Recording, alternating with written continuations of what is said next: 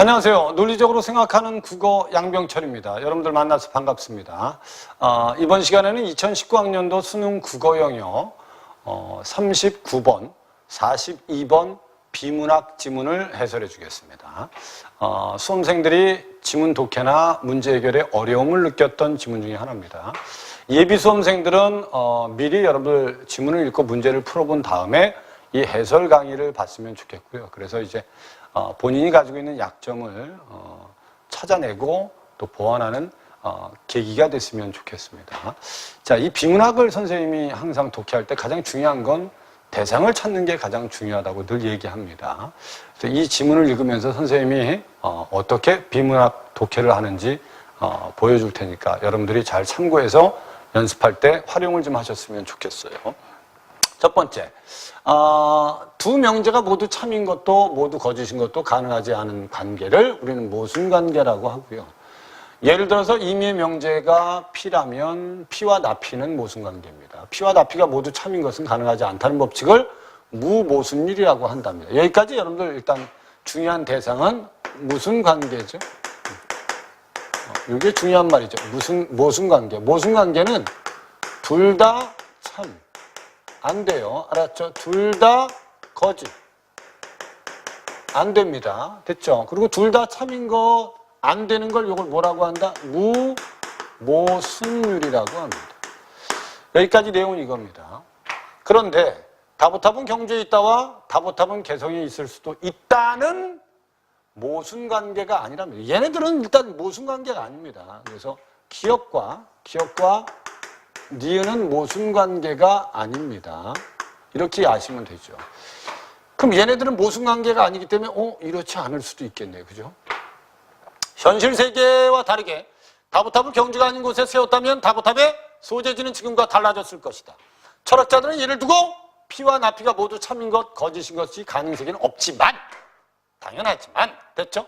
다보탑이 개성에 있는 가능세계는 있다고 철학자들은 말합니다. 여기 가능세계란 말이 나옵니다. 알았죠?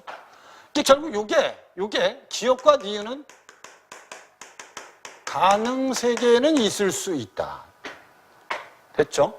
얘 둘은 모순관계가 아니기 때문에 얘도 존재하고 얘도 가능세계가 있을 수 있다는 소리입니다. 이해됐죠? 그러면 어떻게 보면 이 가능세계는 모순율은 아니다. 이렇게 이해를 하셨어야 하고요. 그 다음에 여기까지 이해가 안 되더라도 밑에 가능세계의 개념은 일상언어에 흔히 쓰이는 필연성과 가능성에 관한 진술을 분석하는 데 중요한 역할을 하는데, P는 가능하다는 P가 적어도 하나의 가능세계에서 성립한다는 뜻이고, P가 필연적이란 말은 P가 모든 가능세계에서 성립한다는 뜻인데, 만약에 Q이면 Q이다를 비롯한 필연적인 명제들은 모든 가능세계에서 성립합니다. 알았죠? 이렇게 돼 있죠. 필연적인 명제는 모든 가능세계에서 성립한다. 이렇게 돼 있어요. 됐죠? 근데 밑에 다보탑은 경주에 있다와 같이 필연적이지 않은 명제들은, 됐죠? 이 필연적이지 않은 명제들은 어떻게 돼 있죠? 우리의 현실 세계를 비롯한 어떤 가능세계에서는 성립하지만 어떤 가능세계에서는 성립하지 않는다는 겁니다. 얘네들이 바로 그 필연적이지 않은 명제가 바로 얘가 필연적이지 않은 명제라고 되어 있잖아요. 알았죠? 이렇게 필연적이지 않은 명제들은 어떤 가능세계에서는 성립하고 어떤 가능세계에는 성립하지 않는다. 이해됐죠? 그러면 얘가 가능한 세계도 당연히 있을 수 있다는 거죠. 이해됐습니까? 무슨 말인지 이해되죠? 그러니까 가능세계에서는 기억과 니은이 모두 다 참일 수 있다가 가능세계의 핵심 내용입니다. 그러니까 이거를 읽을 때 가장 중요한 건 중심 대상이 가능세계죠. 그걸 이해시키기 위해서 모순관계하고 비교를 해놓은 겁니다. 그럼 여러분들은 모순관계와 비교해서 가능세계가 무엇인지를 정확하게 이해하는 게 중요한 겁니다. 나머지 가능세계를 통한 담론은 우리 일상적인 몇몇 표현들을 보다 잘 이해하는 데 도움이 됩니다. 다음 상황을 생각해 봅시다. 예를 든 겁니다. 나는 현실에서 아침 8시에 출발하는 기차를 놓쳤고 지각을 했으며, 내가 놓친 기차는 제 시간에 목적지에 도착했습니다. 그리고 나는 만약에 8시에 기차를 탔다면 나는 지각하지 않았을 거야 라고 주장을 한다는 겁니다. 내가 8시에 기차를 탔다면 나는 지각을 하지 않았을 거야. 우리 뭐 늘 이렇게 얘기하지 않습니까? 이해되셨죠? 엄마가 밥 조금만 일찍 줬으면 나 학교 지각 안 했을 거야. 뭐 의지지랄하죠. 근데 밑에 그런데 전통 논리학에서는 만약에 A면 B다라는 형식의 명제는 A가 거짓인 경우에 조금 나 기차 못 탔잖아요. 그죠? 그럼 A가 거짓인 경우에 B의 참 거짓과 상관없이 일단 이 명제는 참이라고 규정하는 게 전통 논리학에서는 이렇게 얘기한다. 그럼에도 불구하고 내가 만약에 기차를 탔다면 여전히 지각을 했을 것이라고 주장하지 않는 이유는 무엇일까요? 이렇게 묻고 있어요. 이걸 달리하면 내가 8시에 기차를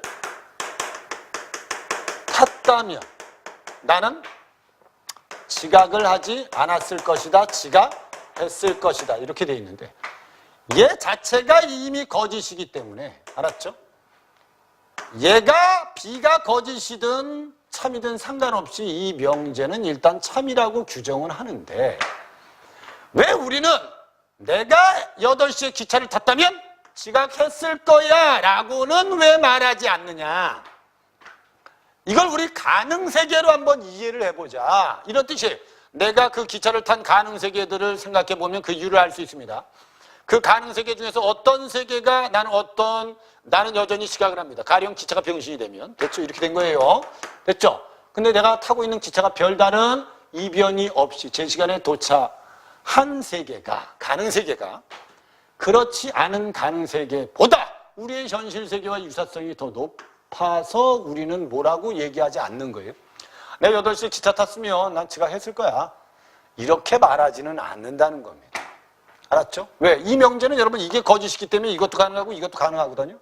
근데 우리는 이것만 얘기한다. 이것만.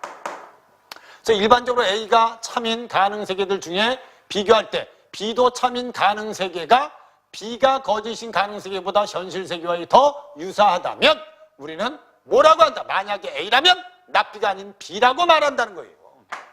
이걸 그렇게 표현한 겁니다. 이걸 요렇게 표현한 거예요. 요걸 요렇게 표현한 겁니다. 이해되셨죠? 이걸 이해하시면 되는 거예요. 그 다음에 가능세계는 4가지 성질이 있는데 지금 계속 무슨 세계죠? 가능세계죠. 여러분들이 이 지문을 읽고 가능세계가 중심 대상이고 내가 이 가능세계를 이해하는 데 집중했다면 문제가 한 번에 다 풀립니다. 사실.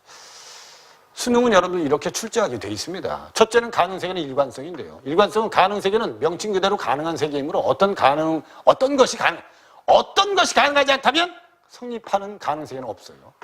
둘째, 포괄성에서는 어떤 것이 가능하다면 성립하는 가능세계 존재예요. 일관성하고 포괄성은 여러분들 얘는 가능성이 있으면 가능세계 있고 얘는 가능성이 없으면 가능세계 없고 얘는 가능성이 있으면 가능세계 있다예요. 그 다음에 완결성은 뭡니까? 어느 세계에서든 임의의 명제 P에 대해서 P이거나 나P라는 배중률은 성립합니다. 이 말은 여러분들 가능세계에서도 배중률은 있다는 겁니다. 이 배중률은 달리 말하면 뭡니까? 이게 무슨 뜻인지 몰라도 뒤에 있잖아요. P와 나P 중에서 하나만 참인 게 배중률입니다. 그러면 원래 모순관계에서도 여러분들 둘 다 참이 안 되고 둘 다 거짓이 안 되지만 둘 중에 하나는 참이 되죠. 이게 배중률입니다. 오케이? 그리고 가능세계에서도 이게 있어요. 배중률이 존재한다는 겁니다. 그럼 모순관계에서도 배중률이 있고 여기도 배중률이 있는 겁니다. 그 다음에 넷째는 가능세계의 독립성인데 한 가능세계는 모든 시간과 장소를 포함해야 하며 연속된 시간과 공간에 포함된 존재들은 모두 동일한 하나의 세계에만 속합니다. 됐죠? 이게 독립성이에요. 그래서 W1과 W2는 독립적이어야 한다. 이런 뜻이에요. W1과 W2는 독립적이어야 한다. 오케이? 그리고 이 가능세계는 폭넓게 응용되고 있다가 마지막 문단입니다. 그럼 이걸 다 읽고 나면 뭐만 잘 이해하면? 가능세계만 이해하면 문제 다 해결됩니다. 배중률은 모든 가능세계에서 성립하네요. 가능세계에도 배중률은 있습니다. 1번이 답입니다. 이해되셨죠? 완결성. 이게 무슨 성이었죠? 완결성이었습니다. 그 다음에 모든 가능세계는 현실세계에서 존재하는 게 가능세계에서 성립합니다. 그러니까 모든 가능 명제는 가능하다면 가능세계가 있다는 거죠. 필연적인 명제는 성립하지 않는 가능세계는 없습니다. 아까 필연적인 명제는 모든 가능세계에서 성립한다. 무모순율이라는 건 뭐죠? P와 나P 모두 참인 것은 불가능하죠. 됐죠? 그 다음에 전통 논리학에서 만약에 A면 B다는 참거짓은 A의 참거짓과 상관없이 결정됩니까? B의 참거짓과 상관없이 결정됩니다. A가 아니죠. 됐죠? 그럼 답은 1번이 답이다. 이렇게 풀면 되고요. 그 다음에 40번 문제도 가능세계입니다. 결국. 얘에 대해서 물은 거거든요. 기억과 니은에 대한 이해로 적절하지 않은 거, 기억이 성립하지 않은 가능세계가 존재하죠. 맞죠? 저건 필연적인 명제가 아니기 때문에. 됐죠? 기억이 성립하지 않는 가능세계도 있고요. 기억이 성립하는 가능세계도 있습니다. 어떤 가능세계에서는 성립하고 어떤 가능세계에서는 성립할 수 없으니까 당연히 1번은 맞는 말입니다. 그 다음에 밑에 만약에 다보탑이 개성이 있다면 다보탑은 개성이 있다요. 알았죠? 다보탑이 개성이 있다면 개성이 있답니다. 그러니까 성립하는 가능세계 중에는 당연히 기억이 거짓인 가능세계는 있어야 됩니다. 됐죠? 이건 있다가 돼야 돼요. 기억이 거짓인 다보탑은 경주에 있다가 거짓인 가능세계가 존재해야지 얘가 성립하는 거 아닙니까? 됐죠? 답은 2번이 답입니다. 그냥 가능세계를 이해하면. 니은과 다보탑은 개성이 있지 않다는 모순관계 아니죠. 둘 다 가능하기 때문에 이건 모순관계로 볼 수 없습니다. 됐죠? 분명히 다보탑은 개성이 있을 수도 있고 다보탑은 개성이 있지 않다는 둘 다 가능한 참인 가능세계이기 때문에 모순관계가 아닙니다. 만약에 니은이 거짓이라면 다보탑이 개성이 있을 수도 있다가 거짓이라면 어떤 가능세계에도 다보탑은 개성이 있지 않아야 됩니다. 그럼 이게 거짓이면 됐죠? 당연히 가능세계는 없어야 됩니다. 그래서 가능세계의 가장 핵심은 바로 얘입니다. 기억과 니은은 모두 다 참일 수 있답니다. 쉽게 말하면 가능세계에서는 둘 다 참일 수 있다가 핵심 내용입니다. 이 가능세계를 이해한 사람들은 이걸 이해를 했어야 됩니다. 이걸. 그러니까 기억과 니은은 현실 세계에서 둘 다 참이 가능한 이유는 가능세계라는 개념으로 보면 둘 다 가능하다는 겁니다. 이해되셨죠? 답은 그래서 2번이 답이 되는 게 맞다. 41번은 여러분 이거는 A에 대한 답인데 내가 8시에 기차를 탔다면 지각했을 거야 라고 말하지 않는 이유에 대한 답. 됐죠? 그걸 여러분 내가 기차를 타지 않은 가능세계, 내가 기차를 타지 않은 가능세계들끼리 비교한다는 건 의미가 없으니까 1번과 2번은 말이 안 되는. 지금 분명히 얘기했죠. 내가 기차를 탔다면이라고 돼 있잖아. 탄 다음에 두 개의 가능세계를 비교했을 때예요. 알았죠? 그래서 내가 기차를 탄 가능세계들끼리 비교할 때 내가 지각을 한 가능세계가 내가 지각을 하지 않은 가능세계에 비해 현실세계와 유사성이 낮기 때문에 우리는 A라고 말하는 겁니다. 답은 3번입니다. 됐죠? 근데 4번은 여러분 뭐라고 돼 있죠? 똑같은데 가능세계들의 대다수에서 내가 지각을 하지 않았기 때문은 아니죠. 내가 지각을 하지 않은 가능세계가 현실세계와 유사성이 높기 때문이라는 설명이 꼭 들어가야 됩니다. 됐죠? 답은 그래서 3번이 답이 되는 게 맞다. 5번은 말도 안 됩니다. 그 다음에 밑에 있는 거 보기를 보면 보기에서는 뭐에 대해서 나오냐면 반대관계에 대해서 나옵니다. 이해를 잘 하셔야 돼요. 그래서 모든 학생은 연필을 쓴다. 어떤 학생도 연필을 쓰지 않는다는 반대관계인데 반대관계는 두 명제가 모두 참인 것은 가능하지 않아요. 무모순율이네요. 둘 중에 하나는 참이네요. 됐죠? 배중률이 있네요. 둘 다 거짓인 것은 이게 바로 반대관계의 특징이죠. 근데 가능세계는 여러분 이게 가능한 거 아닙니까? 그러니까 모순관계에서는 이것도 안 되고 이것만 되지만 반대관계에서는 둘 다 참인 것은 불가능. 둘 중에 하나는 참. 둘 다 거짓인 것이 가능한 게 반대관계랍니다. 근데 가능세계에서는 둘 다 참인 것이 가능하다가 중요한 겁니다. 그럼 이게 문제가 풀립니다. 가능세계의 완결성과 독립성에 따르면 이 완결성 독립성에 따르면 모든 학생이 연필을 쓰는 가능세계가 존재하는 것, 어떤 학생도 연필을 쓰지 않는 가능세계가 존재합니다.